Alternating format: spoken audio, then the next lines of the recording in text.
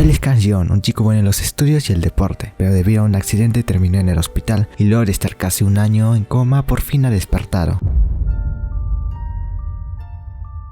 Jeon se encuentra en un panorama confuso, todo en su alrededor está destruido, pero a pesar de eso siente que alguien más está en el lugar. Al asomarse por la ventana ve a unos perros junto a una anciana e intenta pedirle ayuda, pero no tiene fuerzas, ha pasado mucho tiempo desde la última vez que comió. Se levanta y va a la cocina del hospital a buscar algo de comida, mientras se pregunta qué fue lo que le pasó al mundo, si acaso su familia sigue viva o cuánto tiempo ha estado dormido. Jeon empieza a recordar cómo fue que terminó ahí. Él estaba en la azotea de la escuela, acorralado por una pandilla. Uno de los chicos le reclamaba por la cicatriz que le hizo, pero Jeon, más que responder, solo le decía que él mismo se arruinó la cara. Esto los enfadó y empezaron a golpearlo sin parar, hasta hacerlo caer del último piso. Volvemos al presente y Jeon se dispone a salir a buscar alguna forma de ayuda y a encontrar a su familia, pero toda la ciudad se encuentra destruida. En eso se escuchan unos gruñidos, eran los perros de antes, pero son calmados por la anciana. Jeon intenta hablar con ella, pero la anciana se acerca a darle una bolsa y le dice que sea cuidadoso, que se mantenga con vida y que se esconda. Luego de esto, la anciana se va y Jeon al abrir la bolsa se encuentra con comida y empieza a comer un poco. En eso aparece un auto y un chico lo estaba saludando. Jeon intenta hablar con él, pero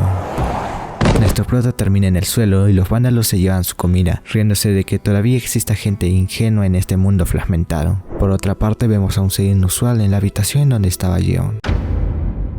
Jeon despierta luego del golpe. La abuela se lo había llevado a su casa para curar sus heridas. Él le agradece y pregunta si acaso pasó una guerra para que el mundo termine así. Ella honestamente no está muy segura de lo que pasó y dice que simplemente el mundo se sumergió en caos. En fin, la abuela le dice que vaya al refugio y le da algo de comida. Jeon le pregunta por qué no va con él. Ella le dice que su marido se rehúsa a ir ya que piensa que es peligroso y de alguna forma las personas ya no se preocupan por los viejos. Jeon le agradece y le dice que regresará a pagarle el favor, pero la abuela le responde que él ya lo hizo, que los humanos son como semillas y crecen para ser fructíferas. Luego de un tiempo Jeon llega al refugio en donde se encontraba mucha gente. Él va donde está una chica quien le pide sus datos para registrarlo. Aquí nos enteramos que él tiene 20 años y que ha pasado casi un año desde el accidente. En fin, han pasado algunas semanas desde que Jeon llegó al refugio. Actualmente lo que sabe de la sociedad es que colapsó completamente, pero a pesar de eso se está recuperando lentamente. Además de eso es bastante pacífico y los refugios son relativamente seguros. Por otra parte, nadie sabe cómo es que el mundo terminó así. Hay una que otra teoría como que el causante de esto fue América o algún grupo extremista, pero este viejo nos dice que la Tierra, en palabras sencillas, fue golpeada por un impulso electromagnético que causó 34 horas de terremotos en todo el mundo. Pero lo más peculiar de todo esto es que no hubo ninguna víctima y que lo más seguro es que haya sido un ataque alienígena. Jeon solo sonríe ante esta idea y va donde la chica de antes a preguntarle si hay alguna forma de saber dónde está su familia. Ella le responde que las únicas personas que conoce son las del refugio, pero que no se preocupe, ya que seguro deben estar en alguna otra base. En eso se recibe una señal por radio. Al parecer los delincuentes de la escuela habían estado robando los alimentos de otros sobrevivientes. Jeon se acuerda de la abuela y se dispone a ir por la pareja de ancianos, ya que el refugio es más seguro que las calles. Se monta en una bicicleta y al llegar a la casa de la abuela ve que el viejo está echando a unos delincuentes. Él les dice que las personas con valor comen y beben para vivir, pero las personas sin valor solo viven para comer y beber. Así que le ordena a Robacheski, el perro, a atacarlos. Jeon se queda quieto observando cómo iban mientras que alguien más lo observaba a él.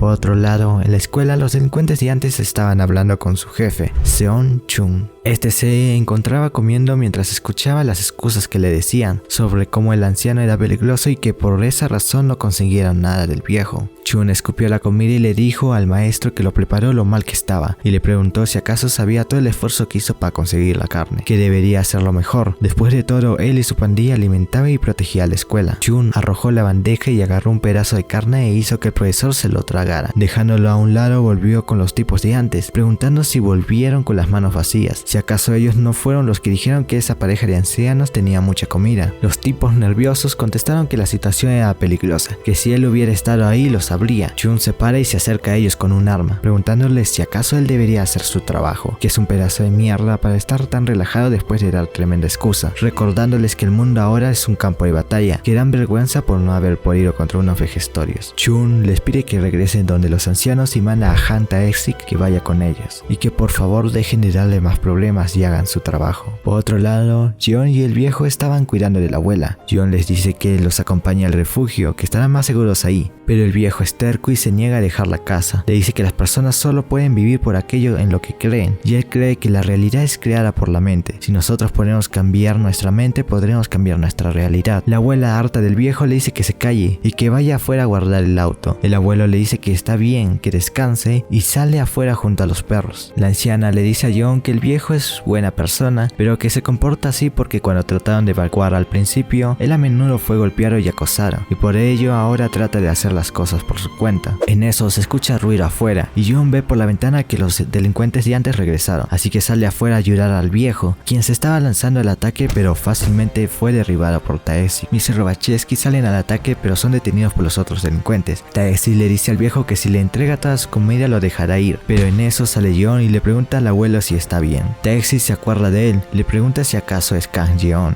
Jeon también lo reconoce y le pide que regrese por donde vino. Tae-sik le dice que deje de decir estupideces, si acaso no recuerda cómo lo mandó al hospital. Jeon le pregunta cómo es que puede decir eso si después de todo él era el que peleaba con ventaja, teniendo a 2 o 3 personas ayudándolo. En eso el abuelo aprovecha para atacarlo, pero es derribado de una patada. Tae-sik le jura que lo matará si trata de atacarlo de nuevo. Jeon, sin pensarlo, se lanza a atacarlo, pero Tae-sik lo derriba sin problema y le recuerda lo ridículo que se ve ahora. Es más lento que antes, ahora es más débil. Los perros también intentan atacarlo, pero se llevan una paliza por parte de Tae-sik. La abuela sale a detenerlo, pero no es más que un estorbo para él. Jeon, al ver que la abuela se desmayó, se lanza a atacar a Tae-sik, pero este le recuerda su lugar y empieza a golpearlo brutalmente hasta dejarlo inconsciente. Mientras tanto, el ser extraño de antes aparece cerca de ahí observando todo.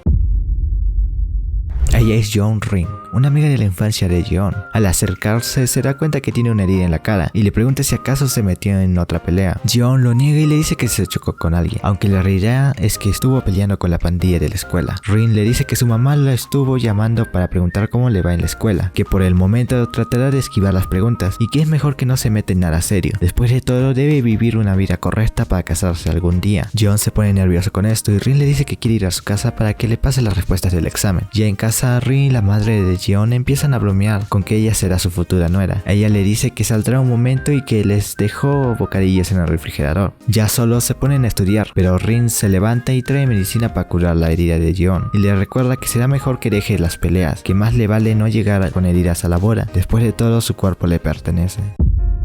Volvemos al presente. Jeon despierta malherido junto a Miso y Robachevsky. Por otro lado, el viejo está cuidando de la abuela. En lágrimas le dice que debe llevarla a un hospital, que todo esto pasó por su culpa. Lamentablemente, Miso murió y Robachevsky no está respirando apropiadamente. Jeon entra a la habitación con Robachevsky en las manos, diciendo que él aún respira y preguntando cómo se encuentra la abuela. Después de esto los vemos yendo hacia el refugio. Jeon se pregunta si es afortunado de estar vivo, cómo es que se convirtió en alguien tan débil y patético. Ahora no es más que un idiota que no puede hacer nada.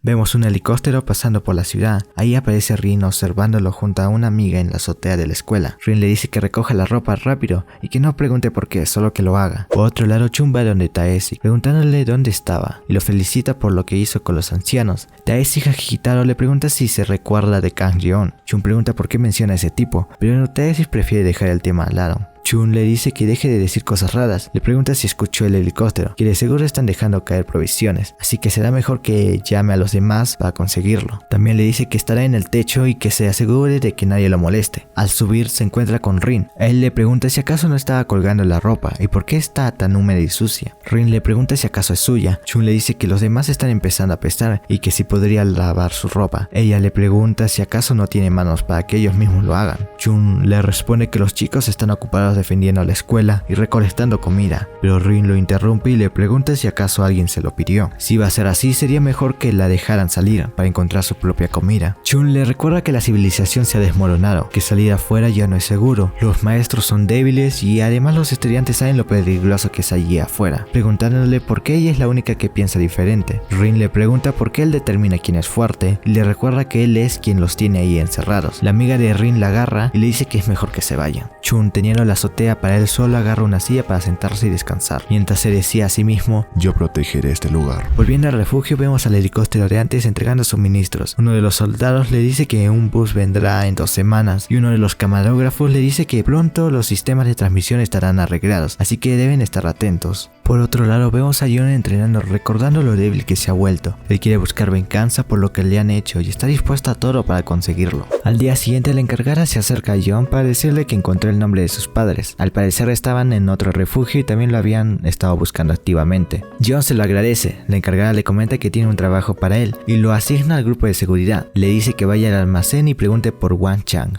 John le da las gracias y aprovecha a preguntar si puede buscar el nombre de otra persona. Quería buscar a John Ring. En fin, John va al almacén y aquí conocemos a Wang Chang. Le vamos a decir señor Park. Él es un hombre reservado y nadie sabe de su pasado. Lo único que se sabe de él es que apareció unos cuantos meses después de la sacudida mundial. Él lucía como un lobo hambriento cubierto de sangre. Él no hablaba de lo que le había pasado y se rehusaba a hablar con otras personas. Actuaba como si hubiera renunciado a la vida. Hasta que un día apareció una pandilla de ladrones. El señor Park, que estuvo callado por meses, se quitó el abrigo y se lanzó contra ellos, y en unos cuantos segundos derrotó a todos esos delincuentes. Desde entonces, él se ha encargado de defenderlos en más de una ocasión. Volvemos a la escuela y conocemos a Jeong Moon. Taxi se acerca a preguntarle si acaso hará algo para traer los suministros que dejó el helicóptero el otro día, que si tiene miedo él mismo lo hará. Moon le recuerda que los suministros son transportados por militares. Aparte de eso, las personas del refugio se encuentran más alertas estos días, así que será mejor encontrar el momento para hacerlo. Taesik, enojado, le pregunta si ya acabó, que se pare de una maldita vez. Moon seriamente le dice que si se pone de pie lo matará, y le pregunta cuánto tiempo más planea taparle el sol. Por la noche, Jeon se encuentra haciendo guardia con el señor Park. Él piensa sobre las emociones que ha estado sintiendo estos últimos días, y se pregunta qué puede hacer ahora. Vivirá tranquilamente por un tiempo y una vez que el bus llegue se reunirá con su familia, en donde seguramente estará Rin. En eso es interrumpido por el señor Park. Él le dice que se irá un rato y que se quede vigilando. Jeon aprovecha para supervisar el lugar y se queda mirando las estrellas, preguntándose si Rin también puede verlas. Pero